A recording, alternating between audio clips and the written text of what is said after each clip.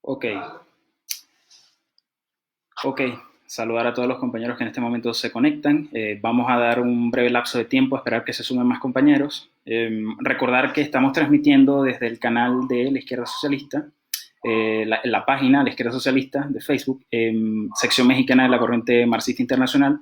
Los compañeros van a estar realizando transmisiones todos los lunes y los jueves, análisis políticos, discusiones teóricas importantes a la misma hora, 8 de la noche.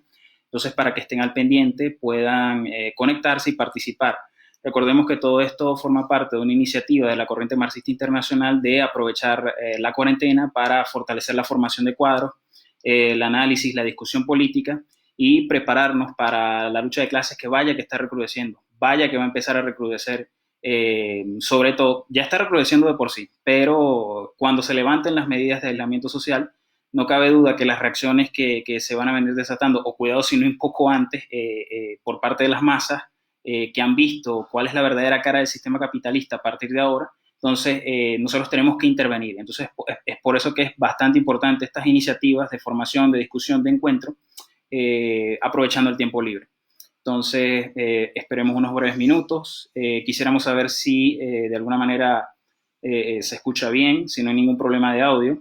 Quisiéramos conocerlo.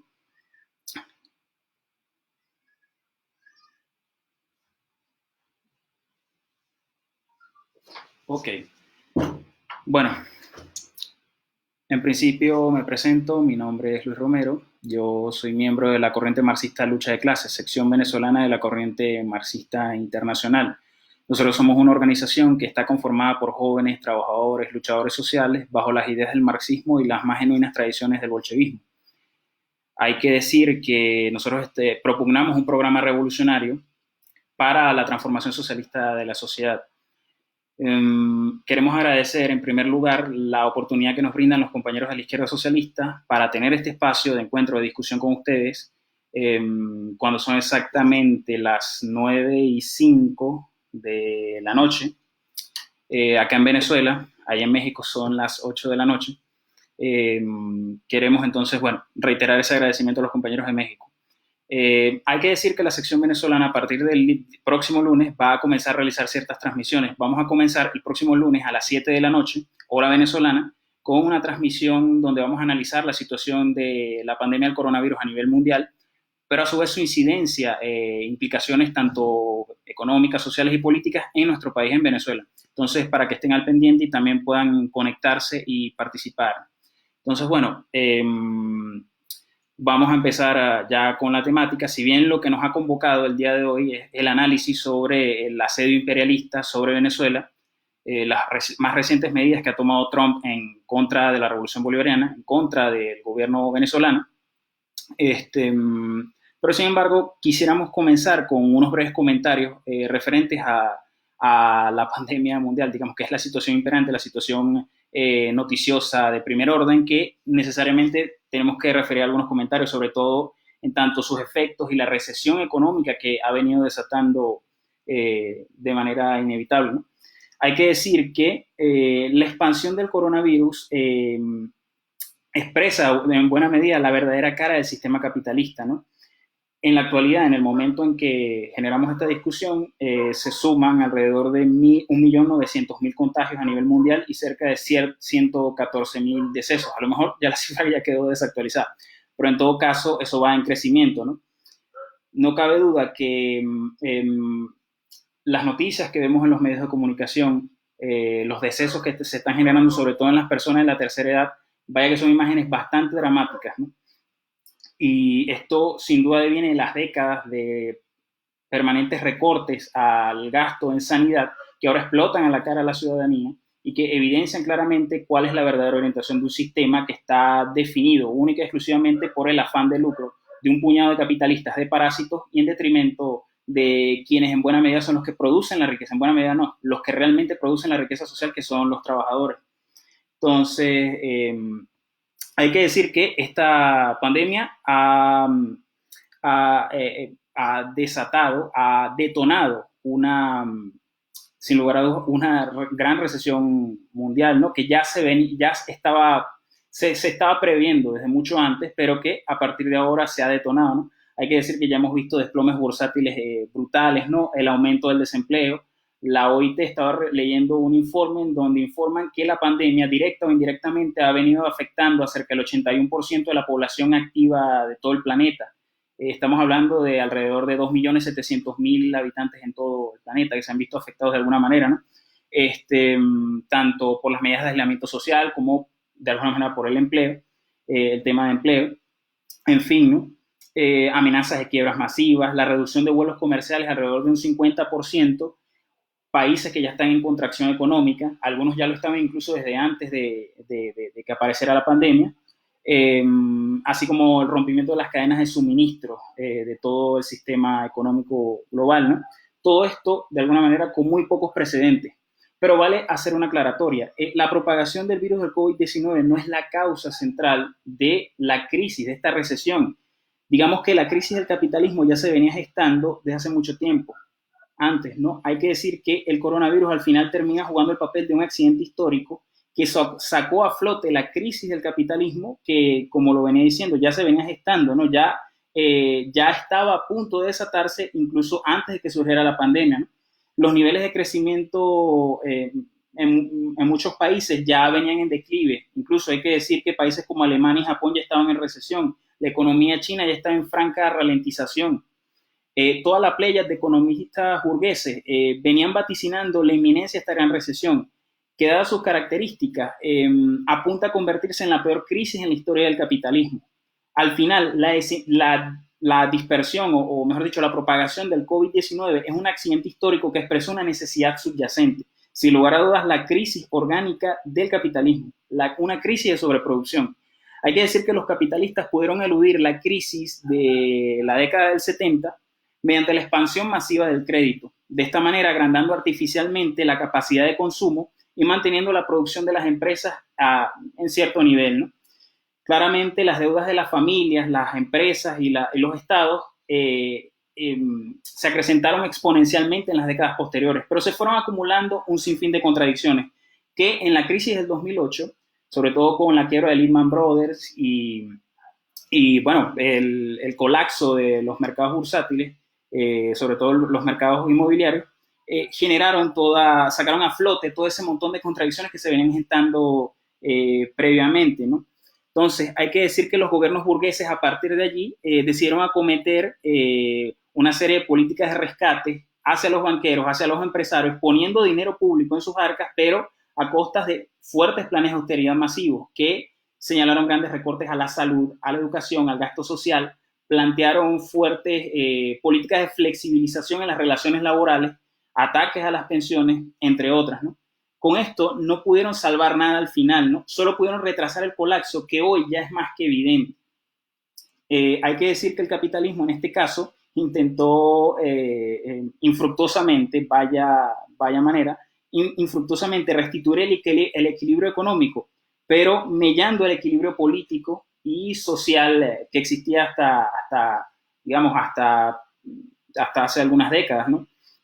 Hay que decir que en los últimos años hemos notado ciertos procesos sociales bien intensos se han gestado en todas partes del mundo. Recordemos el año pasado, el Octubre Rojo Latinoamericano, levantamientos en Chile, en Ecuador, que después se trasladaron a Colombia, que vinieron precedidos por levantamientos sociales podemos decir, en Hong Kong, en Francia con los chalecos amarillos, jornadas de movilizaciones intensas, etcétera.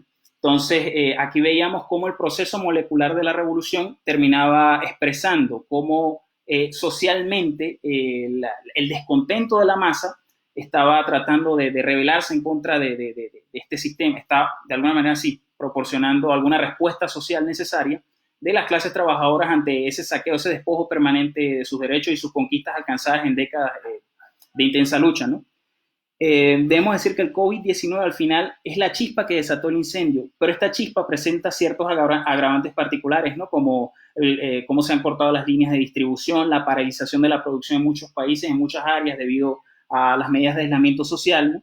Y la depresión aún mayor de la demanda de la que existía incluso antes, ¿no? A raíz de esto, se espera una recesión en Estados Unidos del 30% en el segundo trimestre del año, ¿no? Mientras que la economía china ya se contrajo un 30% en el primer trimestre de este año, ¿no? Si tomamos en cuenta que estos países son los principales mercados donde van a parar las materias primas que salen de Latinoamérica, entonces ya podemos imaginar los serios efectos que esto va a tener en Latinoamérica, en muchos de nuestros países. Eh, bueno, ya prácticamente la CEPAL y el Fondo Monetario Internacional vienen haciendo revisiones a la baja de los índices de crecimiento económico en nuestros países y en Latinoamérica como región. Mientras tanto, ya se comienzan a aprobar programas de rescate por cientos de millones y hasta por billones para salvar la economía, en este caso, salvar a los capitalistas, salvar a los banqueros. Por supuesto que esto ha tenido un componente de dinero que ha sido destinado hacia pago a los trabajadores por la paralización, por el paro, ¿no? Por el desempleo. Eh, pero sobre todo por las medidas de aislamiento. Esto es claramente como para tratar de reducir un poco las críticas que van a haber sobre las medidas de rescate que ya se están pensando en función de salvaguardar los intereses de los grandes capitalistas. Pero esto podrá de alguna manera mellar las críticas en un primer momento, cuando los capitalistas se vean forzados a hacer pagar la crisis, hacer pagar los costos de la pandemia a la clase trabajadora, es allí donde no va a haber nada que va a valer. Y al final se va a venir el gran descontento que se ha venido expresando en estas últimas décadas de malestar social en todo el mundo, vaya que va a tener un salto cualitativo tremendo, ¿no? Fíjense que se habla de apelar a políticas de compra masiva de deudas privadas y públicas y también la asunción de los estados de las deudas, sobre todo la deuda privada, y esto se hará fundamentalmente con la adopción de políticas monetarias expansivas, ¿no? Lo que conocemos como flexibilización cuantitativa. Al final, todo esto será pagado por los trabajadores en forma de austeridad e inflación. En última instancia será eso, o sea, un declive fuerte en los salarios reales, así como esa deuda que tarde o temprano se va a tener que pagar, va a ser recargada mediante políticas de austeridad, recortes a la salud, más recortes a la educación, y quisiera ver cuál va a ser la respuesta social, porque muchas personas de alguna manera han podido observar cómo las décadas de recortes al sistema sanitario se han expresado en la forma en cómo ha quedado desguarnecido el sistema de salud para atender esta pandemia. Entonces, las masas han venido tomando conciencia de esto. Quisiera ver cuál va a ser la respuesta social cuando los capitalistas, que van a tener que, sin lugar a dudas, descargar la crisis sobre los trabajadores, aplicar estas medidas de austeridad, cuando quieran recortar gastos de salud, ¿cuál va a ser la reacción? Eso va a ser algo bastante interesante observar y en lo cual tenemos que incidir, ¿no? Entonces, fíjense, se ve cuesta arriba someter la pandemia cuando no se acuerda una política coordinada internacional y donde cada burguesía impone sus intereses particulares de cada nación. Aquí hay que decir algo. Claramente, esta crisis está evidenciando es algo, ¿no? Algo que es bastante claro, ¿no? Que las fuerzas productivas claramente se hallan en una situación, se hallan bastante constreñidas y las grandes trabas para el desarrollo de las fuerzas productivas son fundamentalmente, pero no solamente las grandes trabas para el desarrollo de las fuerzas productivas, pero incluso para derrotar a la pandemia, son fundamentalmente la propiedad privada de los medios de producción y los estados nacionales, lo que decía anteriormente. Vemos como la imposibilidad de gestar una política internacional coordinada puede generar riesgos de rebrotes futuros que vaya que pueden generar más complicaciones de las que ya ha generado esta pandemia, ¿no? Pero inclusive el gran problema, ¿no?, de la propiedad privada sobre los medios de producción, en esa incidencia permanente de los capitalistas por tratar de acrecentar sus ganancias, obligando a los trabajadores de sectores incluso no esenciales a que vayan a trabajar, a exponerse al virus, se expresa claramente en eso, ¿no? Entonces, es algo bastante complicado, ¿no? Y es algo sobre lo cual tenemos que tomar conciencia. Entonces, en este sentido, hay que decir que se requiere un proceso de planificación internacional de la producción, bajo control de los trabajadores organizados, destinada a la satisfacción de las necesidades de las mayorías y no para seguir saciando las ansias de lucro de un puñado de capitalistas parásitos, para salvar la vida de los trabajadores, así como la reconversión de los procesos productivos, ¿no?, en ciertas áreas que permitan suplir los huecos que este sistema ha dejado, ¿no? En este caso podemos situar algunos ejemplos de casos en España, ¿no?, o en otros países de trabajadores que han tomado ciertas fábricas, o no la han tomado, mejor dicho, se han implicado en ciertas fábricas a producir respiradores, a producir material de limpieza para abastecer al sistema sanitario, que vaya que está desguarnecido por el Estado, ¿no? Entonces, fíjense, el centro de la pandemia se ha desplazado desde China, en un principio a Europa, y luego ahora a Estados Unidos. Actualmente, el país de las barras y las estrellas registra el mayor número de contagios a nivel mundial, con alrededor de 550.000 casos, y de muertes, alrededor de 22.000. Trump en un principio subestimó la pandemia, fíjense esto, y ahora su administración ha quedado en evidencia por su ineptitud. La ira crece en territorio norteamericano y lo decimos en un año electoral. Entonces, como vemos a continuación, la ofensiva imperialista que ha tenido, que se ha efectuado estas últimas semanas, busca sin lugar a dudas distraer la atención de esos problemas internos. Y sobre eso ya vamos a empezar a comenzar a hablar, ¿no? Quisiera, antes de entrar directamente en la materia, ¿no? En el tema del asedio imperialista, hacer una breve contextualización de la Revolución Bolivariana, un pequeño raconto histórico en aras de extraer algunas lecciones y algunos insumos que nos van a servir cuando avancemos en el análisis, ¿no? Entonces, hay que decir que la Revolución Bolivariana, sobre todo en su primera década, pudo concretar grandes logros sociales para las masas trabajadoras a través de las misiones sociales, en salud, en educación. Se pudo permitir un crecimiento en los niveles de vida y en la calidad de vida de los trabajadores, pobres y campesinos de Venezuela, ¿no? Nosotros consideramos que los logros más importantes que pudo propiciar la Revolución Bolivariana fue, sin lugar a dudas, los avances en la autoorganización popular. Hay que decir que se llamó a la construcción de consejos comunales, de comunas, consejos campesinos, pero sobre todo, en esa vorágine en donde la lucha de clases en Venezuela en la primera década del siglo estaba, bueno, más que fuerte. Hay que decir que los capitalistas, en una oleada de cierres de fábricas, sobre todo a raíz de la derrota del paro sabotaje patronal del 2003, deciden cerrar muchas fábricas. Se estima que de 2003 a 2010, cerca de 4.000 empresas cerraron los capitalistas. Entonces, esto llevó a los trabajadores, para defender sus puestos de trabajo y su derecho al salario, a tomar varias empresas. Esto generó varias tomas de fábricas y un movimiento por el control obrero bastante interesante, ¿no? Claramente, todos estos indicios nos indican que, base a la redundancia, había en todo sentido, una revolución. Trotsky definió una revolución como la intervención decisiva de las masas en la historia, cuando éstas rompen con ese letargo de décadas y de siglos y deciden intervenir decisivamente en la historia, ¿no? Podemos situar el caso de abril del 2002, cuando en el golpe de Estado, donde se derroca momentáneamente por 48 horas al presidente Chávez, las masas bajaron de los barrios, obligaron al sector militar a movilizarse, a rescatar al presidente que estaba secuestrado en la isla de Lord Chila y luego retomar su gobierno. Eso fue una derrota grande que se pudo aprovechar si Chávez en algún momento decidía decidir tomar medidas radicales como la expropiación de la burguesía o de los implicados mínimamente en el golpe. Sin embargo, eso no se hizo, esa oportunidad se perdió y eso marcó decisivamente el desarrollo posterior de la revolución. Hay que decir que, a pesar de estos grandes avances, aunados a ciertas expropiaciones que mostraron cómo de alguna manera se estaba cuestionando la propiedad burguesa de los medios de producción parcialmente o de forma limitada, la economía venezolana, a pesar de eso, siguió siendo capitalista en esencia. Los medios de producción siguieron en manos, o por lo menos las palancas fundamentales de la economía siguieron en manos de la oligarquía tradicional, ¿no? Asimismo, el aparato o el Estado burgués corrupto, heredado, siguió vigente y ese fue el mismo instrumento que terminó aplastando las experiencias de control obrero, de control campesino, y elementos de eso todavía lo seguimos viendo en la actualidad, pero de eso vamos a profundizar más adelante, ¿no? Hay que decir que la Revolución Bolivariana, por lo menos la dirigencia, abrazó la creencia del socialismo, ese mito del socialismo petrolero, de utilizar la ingente renta petrolera para una distribución de riquezas entre las mayorías, digamos, una mejor distribución de la riqueza entre los sectores sociales, pero sin cuestionar decisivamente la propiedad privada de los medios de producción. Hay que decir que la burguesía parásita tradicional en nuestro país viene gestando una huelga de inversiones desde finales de la década del 70.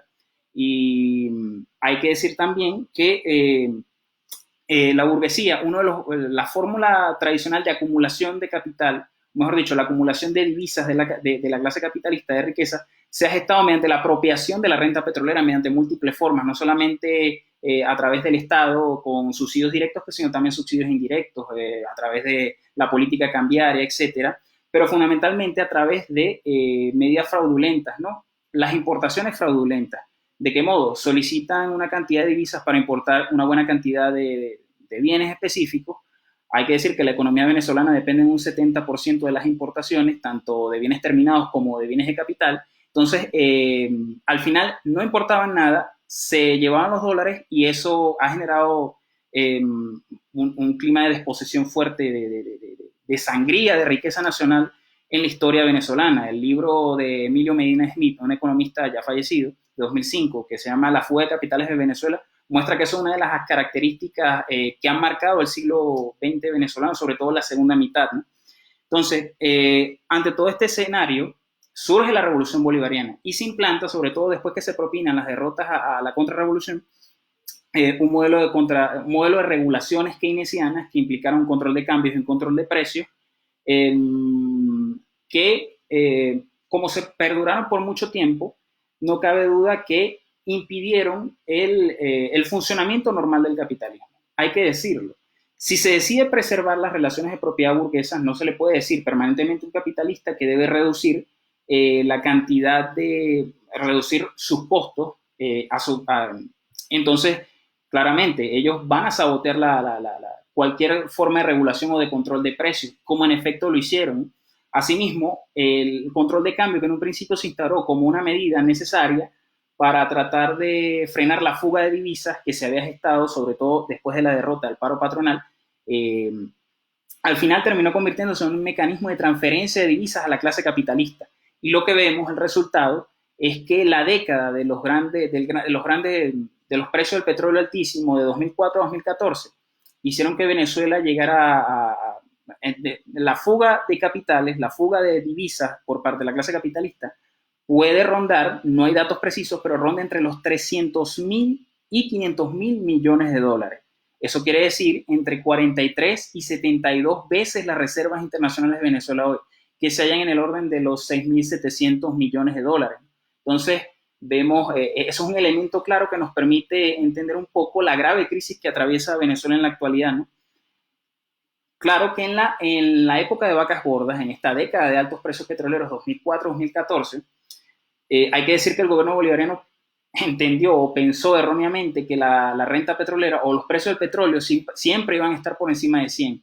Y eso claramente motivó a un fuerte endeudamiento estatal que ahora claro que ha pesado bastante, sobre todo cuando comienzan a caer los ingresos petroleros a raíz de la caída de los precios del petróleo en 2014, pero sobre todo se recupera un poco los precios en 2017, pero la caída en la producción ha hecho que la recuperación de los precios del petróleo que hubo desde 2017 hasta antes de que comenzara toda esta guerra de precios entre Arabia Saudita y Rusia, y también los impactos del coronavirus en la reducción de la demanda propia de petróleo, que han desplomado los precios nuevamente. Pero antes de ese escenario, Venezuela no pudo aprovechar el crecimiento de los precios del petróleo porque la producción se ha desplomado en un 75% desde 2014 hasta la actualidad. Entonces, claramente, eso nos indica un poco también el carácter tan fuerte de la crisis venezolana, ¿no? Obviamente, ante esa caída fuerte en los ingresos y ante el pago obstinado, hay que decirlo así, la obstinación del gobierno bolivariano por pagar la deuda externa a costa incluso de sacrificar la importación de alimentos y medicinas para la población, el conjunto de la población, es un elemento que definió no solamente la fuerte escasez que se vive en Venezuela, quizás se ha superado un poco, pero por algunos esquemas que quizás lo explicaremos más adelante, pero que han generado un clima también, digámoslo así, de hambre, hay que decirlo. Previo a que Venezuela cayera en default en el año 2017, 3 años anteriores, Maduro llegó a reconocer en algún momento que los 3 años anteriores a caer en default, Venezuela llegó a cancelar cerca de 74.000 millones de dólares en deuda externa. Eso, en términos de precios del 2013, implica la importación de 5 años de alimentos. Es decir, se prefirió pagar la deuda externa, incluso a costa de sacrificar estos recursos que son necesarios para la alimentación y los niveles de vida de la población. Entonces, bastante fuerte, ¿no? Esto claramente disparó un fuerte déficit fiscal, ¿no? El déficit fiscal venezolano que hasta comienzos de 2019 llegó a estar en un 21%. lamentamos mucho no dar muchas cifras actualizadas, pero aquí en Venezuela, por una opacidad de las instituciones y por un interés claramente marcado del gobierno, no se publican cifras de manera muy recurrente, ¿no? O de manera muy periódica. Entonces, claramente, esto eh, combinado a la huelga de inversiones de los capitalistas que se profundizó a raíz de esta crisis, de todo este clima de desposesión y de la reducción de las importaciones, la dependencia fuerte de la industria nacional de las importaciones en todo sentido, eso hizo que la producción cayera y se puede hablar de que el PIB venezolano se contrajo desde 2013 hasta finales del año pasado en más de un 50%. Hay que esperar las estimaciones que puedan surgir a raíz de toda esta pandemia, porque quizás finalizando este año habría que ver, bueno, no quisiera hacer futurología ni mucho menos algún cálculo, pero sí podemos esperar una caída mucho más fuerte de las que ya se han venido registrando. Entonces, claro, ¿qué es lo que vemos? Un descenso fuerte en la producción que luego se combinó con una política monetaria expansiva fuerte del gobierno. Se estima que de 2012 hasta 2018 la liquidez monetaria se aumentó en más de un 60.000%. Esto indudablemente fomentó o gestó la hiperinflación que en el año 2018 concluyó en 130.000%. Hay que decirlo, la inflación más alta del planeta, y el año pasado concluyó en cerca de 9.500%, aún muy alta, ¿no? Se ha reducido por una serie de políticas que ha venido aplicando el gobierno, como el encaje bancario de un 60%, y asimismo generando políticas que van en contra de los trabajadores, o sea, deprimiendo la demanda de los trabajadores con una política de contención salarial fuerte y destrucción de las conquistas y derechos laborales de esa manera, ¿no? Eso más o menos lo vamos a explicar un poco más adelante, ¿no? Entonces aquí ya comenzamos a entrar en materia. Así se gesta la crisis venezolana, pero luego, a partir del año 2017, entran en escena las sanciones imperialistas, las fuertes sanciones que comienza a aplicar el gobierno de Donald Trump para complicar aún más la situación que se vive en Venezuela. Así entonces, en un principio, las primeras sanciones que aplica Trump en agosto del 2017 buscaban impedir el refinanciamiento o la adquisición de nuevo financiamiento internacional por parte del Estado venezolano y de la industria petrolera, en este caso PDVSA. Hay que decir que cuando ya para comienzos del año 2019, cuando recrudece la lucha de clases y insurge este personaje, Juan Guaidó, se autoproclama, el imperialismo norteamericano, justo allí, cuando se autoproclama este individuo y se encara esta fuerte ofensiva imperialista, que los primeros 6 meses del año pasado implicó toda una serie de acciones desestabilizadoras, en este caso se aplicó un embargo petrolero. Esto quiere decir que el principal mercado de exportación de petróleo venezolano, Estados Unidos, donde se exportaba cerca del 60% de la producción de crudo, quedó descartado para las exportaciones venezolanas, ¿no? Asimismo, se restringieron a los proveedores de PDVSA, en su mayoría norteamericanos, a venderle piezas, componentes y aditivos, así como diluyentes también, y eso ha afectado fuertemente la productividad, no solamente del petróleo en Venezuela, eso ha recrudecido los problemas de producción que ya se venían gestando en el pasado, sino que también han destruido la capacidad de refinación en las industrias venezolanas, en las refinadoras venezolanas. Hay que decir que en la actualidad en Venezuela se vive un proceso, una escasez fuerte de combustible, que bueno, motivado el tema de las medidas de aislamiento social, no han tenido un impacto fuerte, ¿no? Pero ya la escasez de gasolina, podíamos notarlo que incluso aquí en Caracas, pero en muchas zonas del país, las colas para adquirir el combustible eran enormes, interminables, ¿no? Entonces, claro, hay que decir que también estas medidas, estas sanciones que ha aplicado el imperialismo norteamericano han torpedeado las transacciones comerciales que realiza el gobierno para importar cualquier cantidad de bienes y bueno, esto sin lugar a dudas ha configurado todo el panorama económico nacional, ¿no? Todo esto, sin lugar a dudas, ha gestado un reflujo de masas entre los trabajadores que que contrasta con la situación de la década anterior, ¿no? En la década anterior, como mencioné en el pasado, habían tomas de fábricas, las masas se estaban movilizando permanentemente, pero hay que decir que la crisis y su permanencia, su sostenimiento, así como las traiciones reiteradas de la dirección bolivariana, han generado un desánimo y un clima de reflujo social bastante fuerte entre las masas bolivarianas.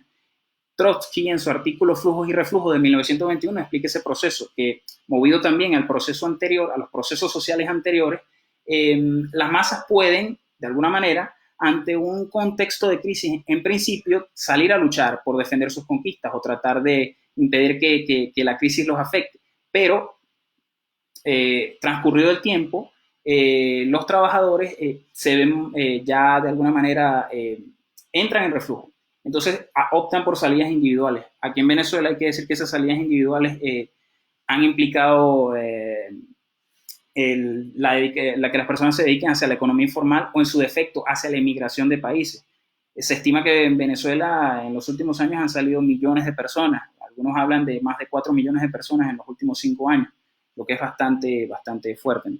Entonces, claro, mencionaba anteriormente que la coyuntura de 2019, ¿no? El imperialismo se envalentonó, decía reconocer el gobierno de Juan Guaidó, tanto el imperialismo norteamericano como cerca de 50 países de derecha, deciden darle el reconocimiento, se proclama presidente interino de Venezuela, se desconoce la toma de posesión del presidente Nicolás Maduro, se intentó introducir por la fuerza ayuda humanitaria, podemos recordar, eso fue el 23 de febrero del año pasado, un acto de provocación para generar sublevaciones entre la Fuerza Armada y el intento de golpe de Estado del 30 de abril del año pasado, hace poco se cumplió un año. Sin embargo, este plan imperialista fracasó por varias razones, entre ellas, fundamentalmente por la imposibilidad de la derecha de conectar sus discursos con los sectores populares. Hay que decir que a pesar de la profunda crisis que se vive en el país, entre las masas venezolanas hay un fuerte espíritu antiimperialista. Las masas repudian enormemente, por lo menos en su gran mayoría, en los barrios, en los sectores populares, repudian cualquier incitación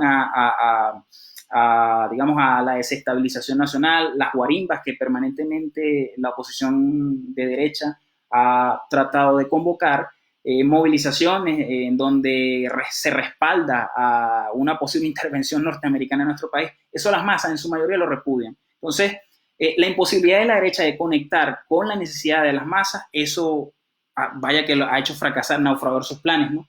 No se logró quebrar el Estado. Ese fue el segundo elemento que nos permite entender por qué el plan imperialista ha fracasado hasta ahora. Claramente todos los tanteos, todas las maniobras que incluso que realiza el gobierno norteamericano están destinadas a eso, a generar un quiebre que movilice a ciertos sectores de la oficialidad militar y burocráticos a rebelarse en contra de Maduro, a que lo dejen caer y instaurar un nuevo régimen dispuesto a negociar, ¿no? Esto no se ha gestado hasta ahora. Finalizando un poco, voy a mencionar las razones del por qué esto no ha ocurrido hasta el momento, ¿no? Entonces también hay que decir que la oposición está sumamente desprestigiada. Juan Guaidó durante todo el año pasado realizaba convocatorias que no terminaban en nada. Aparte, su figura se vio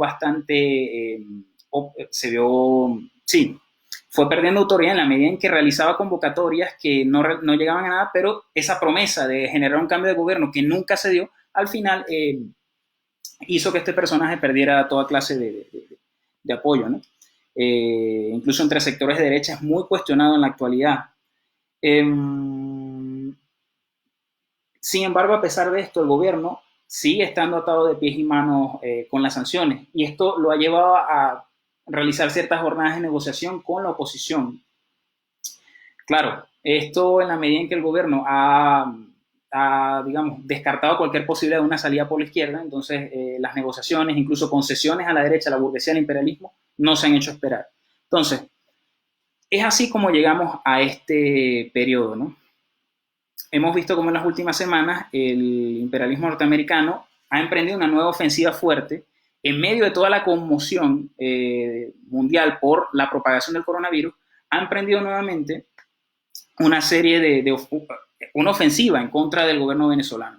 Entonces, el Departamento de Justicia de Estados Unidos, finalizando marzo pasado, presentó cargos por narcotráfico contra Maduro y cerca de 13 altos funcionarios estatales venezolanos, donde, por cierto, se ofrecen recompensas de $15 millones para quien pueda generar alguna información que conduzca al enjuiciamiento de Maduro, y 10 millones para el resto de funcionarios estatales.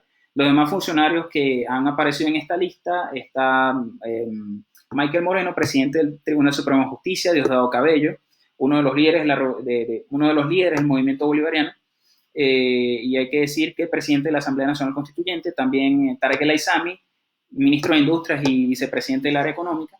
Entonces, claro, Donald Trump, a su vez, a los días de haber realizado este anuncio, presentó también un nuevo plan de transición para Venezuela, en donde se plantea que tanto Maduro y Guaidó salgan de la escena, pero que Maduro renuncie a la presidencia y se conforme un Consejo de Estado, conformado por miembros del gobierno actual, del gobierno bolivariano, y miembros de la oposición, que generen un proceso de transición. Ese fue el ofrecimiento. Ahora, ¿qué da el imperialismo a cambio? Un levantamiento paulatino de las sanciones. Hay que decir que antes de las sanciones económicas que he venido describiendo, que ha tomado el imperialismo desde 2017 para acá, desde 2014 más o menos, el imperialismo vino tomando medidas coercitivas, pero en contra de funcionarios del Estado, incluso desde la administración Obama. Claramente todo este ofrecimiento apunta hacia algo, prácticamente es un tanteo a sectores burocráticos, incluso sectores de la Fuerza Armada, a que decidan dejar caer a Maduro y de esta manera pueden de alguna manera levantar las sanciones y escapar al bloqueo financiero que muchos de estos funcionarios han sido, de los cuales han sido objeto, ¿no? Entonces, esto es un ofrecimiento bastante fuerte, ¿no? Entonces, claro, posteriormente, a los días, pudimos notar cómo Donald Trump anunció el envío de barcos de combate, lanchas navales y buques destructores, así como sobrevuelos ordenó sobrevuelos de helicópteros y aviones en el Caribe, para supuestas operaciones de narcotráfico que iban dirigidas a cortar, supuestamente, los flujos de droga que salen desde Venezuela hasta Estados Unidos, ¿no? Entonces, claramente, de esta manera, el imperialismo norteamericano está tratando de generar ciertos antecedentes, sobre todo con estas medidas judiciales en contra del presidente Maduro, de revivir un poco los fantasmas de todo ese proceso de preparación en los años 80 de expedientes para acusar a Manuel Noriega, el militar panameño, presidente panameño, acusarlo de narcotráfico para luego en el 89 ejecutar una invasión relámpago y de ponerlo de la presidencia. Recordar que Manuel Noriega fue colaborador de la CIA y luego sencillamente se insubordinó a sus antiguos amos. Así paga el diablo, dicen en mi tierra, ¿no?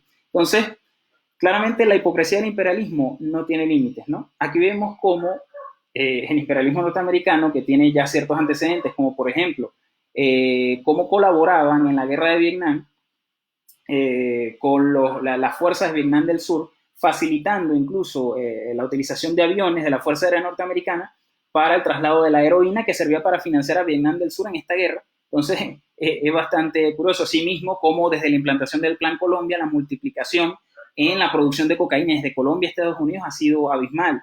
También el crecimiento de la producción de amapola para la producción de opio desde Afganistán, luego de la invasión en 2001, también se ha evidenciado de manera bastante clara, ¿no? Esto sin mencionar la circulación y el lavado de dinero que se genera en el sistema financiero norteamericano, de todo ese dinero sucio, ese dinero de sangre, que viene surge a raíz también de un conjunto de procesos en donde se generan muertes en nuestros países para que satisfacer la demanda de estupefacientes de Estados Unidos, el principal consumidor del mundo. Pero a su vez es bastante, no carece de sustento el planteamiento del imperialismo norteamericano, en este caso de Trump, porque según las propias cifras de la DEA, cerca del 92% de las incautaciones de droga que llega a Estados Unidos viene de Colombia, y el 93% de esta droga viene en el corredor del Pacífico que va desde Centroamérica, pasando por México, hasta Estados Unidos, y solamente un 7% llega por vía del Caribe. Entonces, es bastante absurdo toda esta situación, ¿no? Que incluso nos muestra que esto claramente es un intento del imperialismo norteamericano de tratar de distraer la atención ante lo expuesto que está lo expuesta que está su administración ante la crisis desatada por el coronavirus en la propagación y en principio la subestimación de Donald Trump ante la gran amenaza que se venía gestando. Entonces es bastante notorio, ¿no? Hay que decir que claramente Donald Trump está pensando en las elecciones presidenciales de finales de este año, ¿no?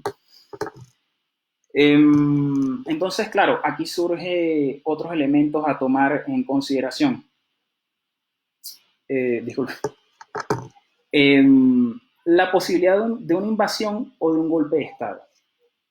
Claramente, el envío de tropas hacia el Caribe es una amenaza bastante clara y que no puede subestimarse en ningún sentido. Sin embargo, desde la corriente marxista lucha de clases, desde hace muchos años y en diversos análisis, hemos planteado la posición de que existen ciertos contrapesos que evitan que el imperialismo norteamericano de verdad se embarque en una aventura militar en contra de Venezuela. Para empezar, el año pasado, que hubo amenazas recurrentes de invasión hacia territorio venezolano, Estados Unidos estuvo tratando de conformar una especie de coalición internacional entre países de la región para tantear la posibilidad de invadir a Venezuela. Sin embargo, se encontró incluso con la reticencia, o mejor dicho, con la oposición de la oficialidad militar, tanto de Colombia y de Brasil, porque estas fuerzas militares saben muy bien que entrar a una guerra, entrar a una aventura, que es la que Estados Unidos al final la está propiciando, pero que los grandes daños, sobre todo con la respuesta que puede venir de Venezuela, van a recaer en sus territorios, en sus poblaciones, y eso implica costos políticos, costos económicos que muchos de estos gobiernos no están dispuestos a asumir, ¿no? A pesar de incluso de la verborrea a veces belicista que pueden tener muchos de estos gobiernos, como el de Bolsonaro o el mismo Duque. Entonces, esto no se pudo gestar de esta manera, ¿no? Sin embargo, Estados Unidos no cabe duda que busca, con estas medidas de despliegue en el Caribe, busca acercar al gobierno de Maduro para que éste acepte el nuevo plan de transición. Es una nueva medida de presión, aunada a las presiones económicas, a las presiones diplomáticas y políticas. Se añaden las militares. Pero hay otro elemento.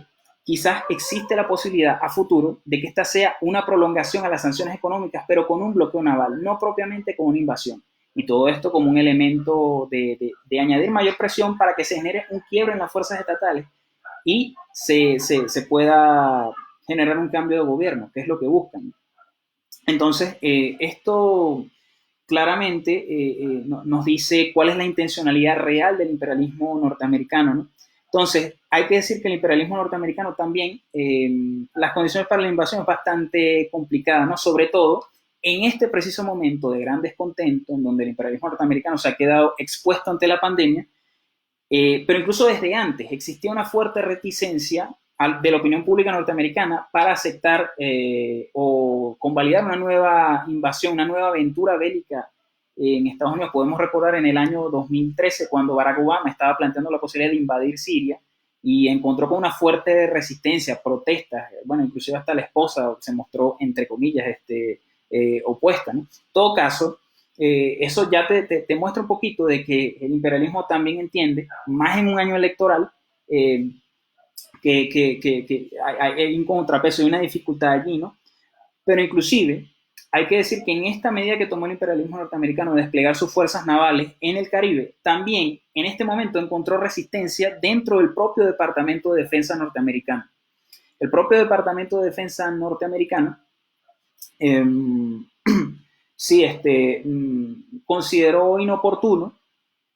Al final Trump impuso la decisión, pero consideró inoportuno por la emergencia sanitaria que se genera por el coronavirus, porque los recursos para atender las emergencias son como bastante limitados y el despliegue innecesario de fuerzas navales hacia el Caribe, entendiendo que en realidad no hay una amenaza real de narcotráfico. Entonces, esto es otro elemento que, añadido hacia los meses futuros, donde el recrudecimiento de las tensiones en la lucha de clases, que seguro va a venir a raíz de la gran recesión económica, el desempleo que ya se viene gestando en Estados Unidos, que ya alcanzó la cifra de los 10 millones de desempleados. Todo esto va a generar un clima social eh, no cabe duda que va a tener al gobierno de Donald Trump bastante ocupado, ¿no? Y una aventura, arriesgarse a hacer una aventura contra Venezuela, tratando de distraer la atención, eso más bien sería bastante contraproducente. Sin embargo, no hay que descartar la posibilidad de una invasión. Eso quizás no lo vemos como la primera opción, pero es una carta que está allí. Y sobre todo ante un cambio en la correlación de fuerzas de clase, a menos que a futuro haya una derrota de la clase trabajadora norteamericana, esperemos que no, eso, quizás las medidas que se están tomando ahora, como estas medidas legales, judiciales en contra de Maduro, sean antecedentes que dejaron la puerta abierta para emprender ahora sí una maniobra de este tipo. Sin embargo, en la actualidad no lo vemos quizás como la opción más pertinente. La apuesta del imperialismo es generar condiciones para un golpe de Estado en Venezuela, ¿no? Entonces, esto mismo ha sido declarado o lo ha dado a entender Elliot Abrams, que es el encargado por la Casa Blanca para asuntos de Venezuela, en varias entrevistas en donde ha dejado por sentado que Estados Unidos en este momento no está planteando la idea de una invasión directa hacia Venezuela, que incluso estas medidas que se han tomado, estos anuncios de la nueva propuesta de transición para Venezuela, van a implicar incluso cierto tiempo, que esto no puede generar resultados inmediatos, eso lo dejaba bastante claro, pero que incluso ya vienen más sanciones, entonces hay que estar en la expectativa para ver qué nuevas medidas se toman. Entonces, claro, hemos dicho en el pasado, hace pocos minutos, que de alguna manera todas las maniobras del imperialismo han sido infructuosas y una de esas razones ha sido que no ha podido quebrar la cohesión existente dentro del Estado. Las Fuerzas Armadas se han mantenido leales al gobierno de Maduro.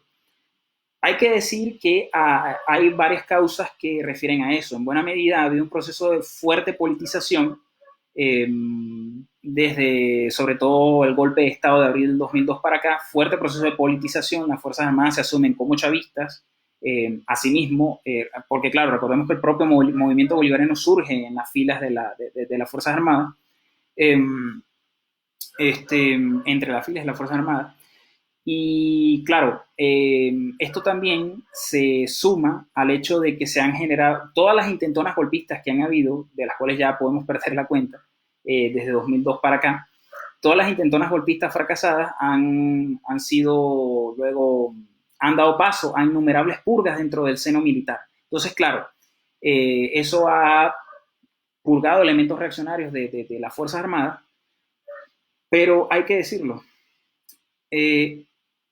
más allá de estos elementos que venimos mencionando, la razón fundamental del por qué las Fuerzas Armadas y sectores burocráticos que sustentan al gobierno se han mantenido leales con el gobierno ha sido por concesiones económicas que el gobierno ha concedido. Eso hay que ser bastante conscientes de ello, ¿no?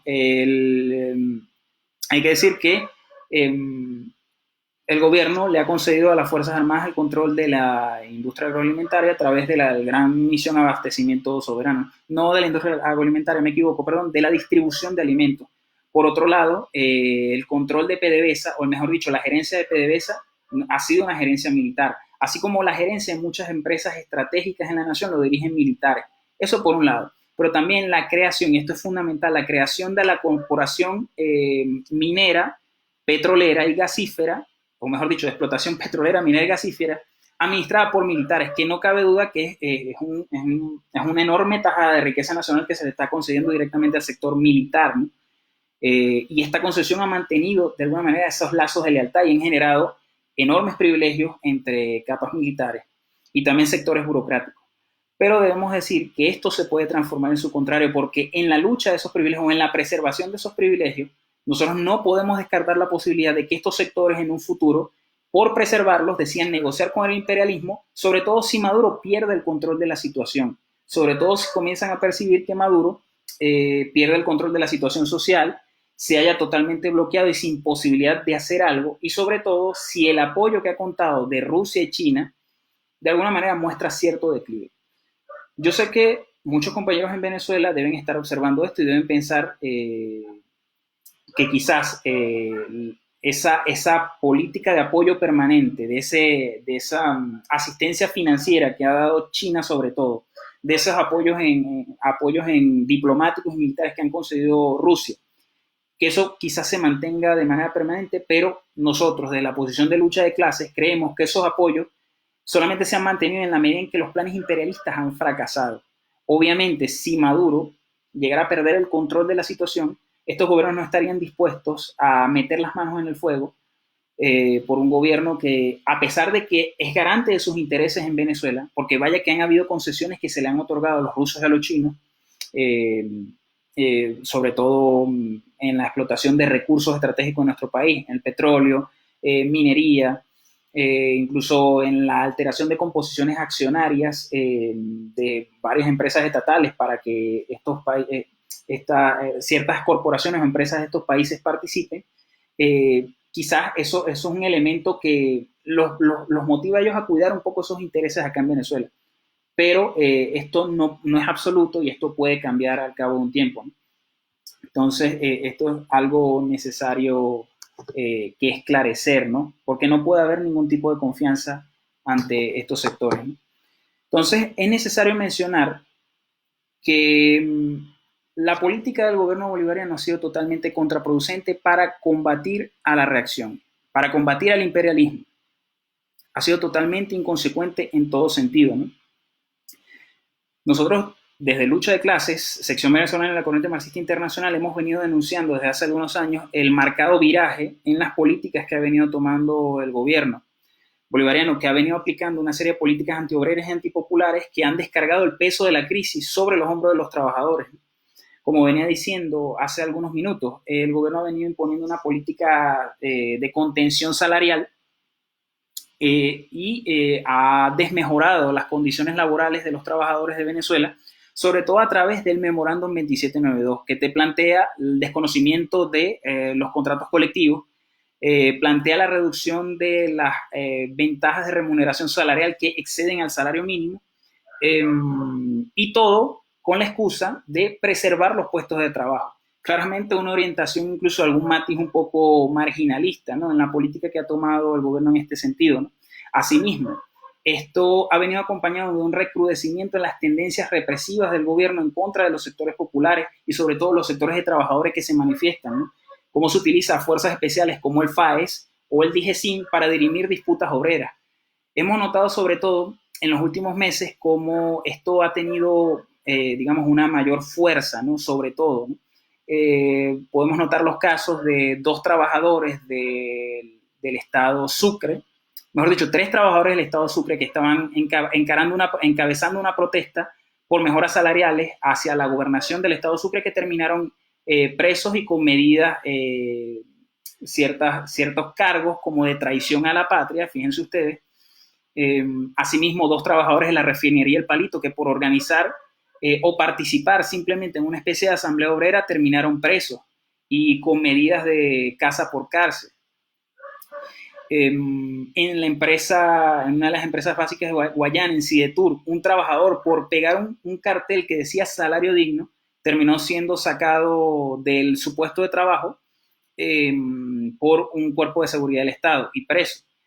Asimismo, nosotros tenemos que mencionar el caso de William Prieto, un dirigente, trabajador, un dirigente obrero, que le ha sido aplicada una precalificación de despido, a pesar de que tiene foro sindical, tanto él como el delegado de prevención de Fogade, que es una empresa, mejor dicho, es una institución que se encarga de velar de ciertas finanzas estatales, y bueno, la gerencia, en aras de descabezar la resistencia de los trabajadores allí, han decidido despedir a estos compañeros, y eso es un proceso que se detuvo precisamente por las medidas de aislamiento social, ¿no?, pero que está allí latente. Y como esto se pueden citar enorme cantidad de casos de dirigentes obreros, pero también trabajadores que han sido despedidos, ¿no?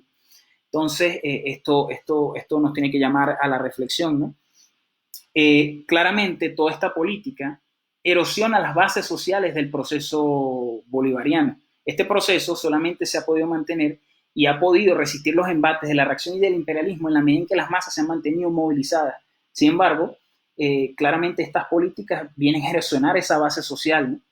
¿Cómo mantener un apoyo ante un gobierno que habla se dice antiimperialista, pero que a su vez vive llamando permanentemente al imperialismo a generar una negociación que beneficia a ciertos imperialismos, como el imperialismo chino, hay que decirlo, con todo tipo de medidas, a ciertas multinacionales de varios países, alterando la composición de las acciones en la industria petrolera, en un proceso de privatización que ha ido en crecimiento, va paso a paso, pero va de manera consolidada, de la industria petrolera y de un número importante de sectores, sectores en el país, sectores económicos del país. Entonces, claro, con esta lógica de que existe un imperialismo bueno y un imperialismo malo, pero que en realidad es capitalismo al final que se sustenta en la explotación de la fuerza de trabajo de los obreros. Claro, entonces esto tiene que ser claramente condenado, ¿no?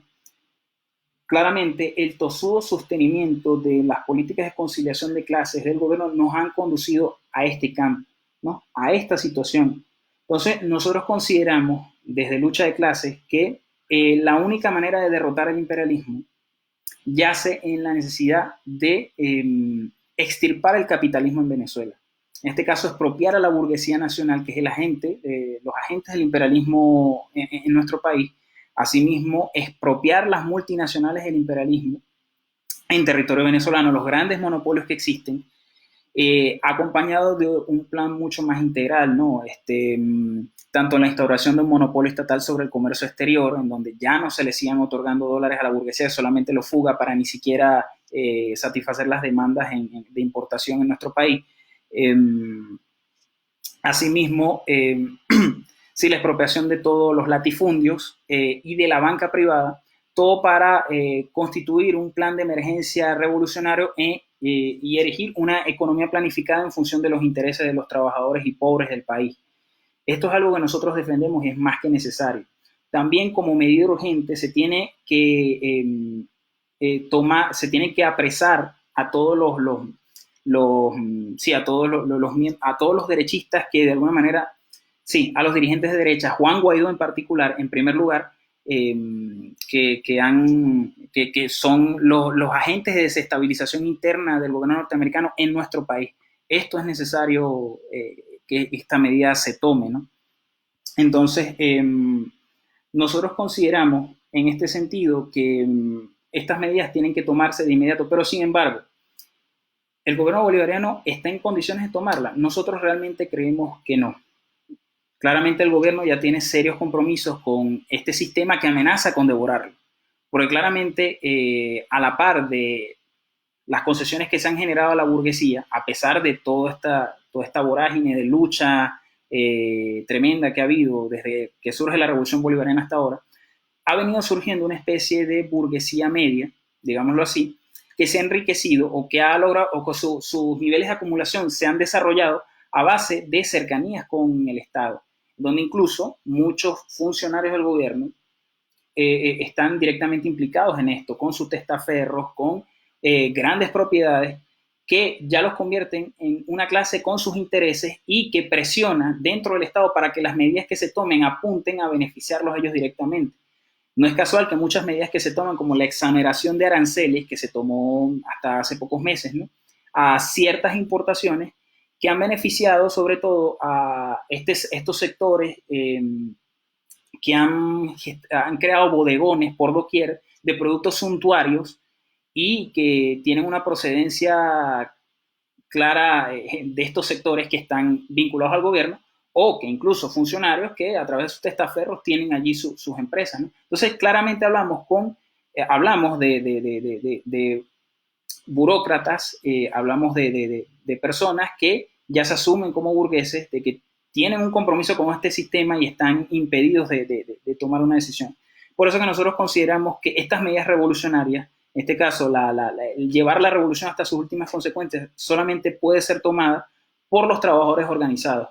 Obviamente es un proceso de reflujo social muy fuerte, como lo mencioné anteriormente, pero que en principio los trabajadores venezolanos, ya voy a finalizar, en principio los trabajadores venezolanos tienen que